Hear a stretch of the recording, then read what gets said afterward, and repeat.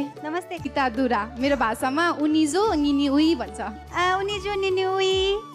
यो भाकालाई के भन्छ कोच केम यो अलिकति यो लोकगीत नै हो होइन लोकगीत त हो लोकगीतमा पनि एउटा के भन्छ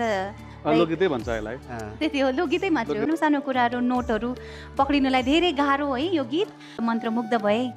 सञ्चिता भोइस अफ नेपाल जस्तो स्टेजमा यहाँ धेरै जस्तो रक गीतहरू गुन्जिने गर्छ आधुनिक गीतहरू क्लासिकल गीतहरू गुन्जिने गर्छ यहाँ पप गीतहरू बढी जस्तो गुन्जिने गर्छ आज जो तपाईँ जस्तो कलाकार आएर यो स्टेजमा लोकगीत गाउँदाखेरि म सबैभन्दा ठुलो खुसी छु हर्षित छु र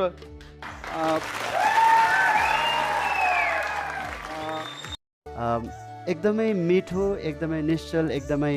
स्वच्छ हाम्रै भाषा हाम्रै कला हाम्रै संस्कृति हाम्रै मौलिक वेशभूषा त हो नि होइन त्यसले गर्दाखेरि तपाईँले एउटा नट जस्ट अब एउटा तपाईँको लागि मात्र नभइकन एउटा सिङ्गो युथलाई पनि तपाईँले जोडिनु भएको छ र हाम्रो लोक धुन हाम्रो लोक संस्कृति प्रस्तुत गर्नुभयो हो र तपाईँले एउटा बेग्लै हामी हरेक टिममा फरक फरक एउटै टिम एउटै जोन र एउटै गीत एउटै शैलीले मात्रै भर्दैनौँ हामी 16 जना भरसक भेराइटी खोज्छौँ सबैलाई समेट्ने प्रयास गर्दाखेरि तपाईँको मिठो स्वर पनि यहाँ समेटिएको हो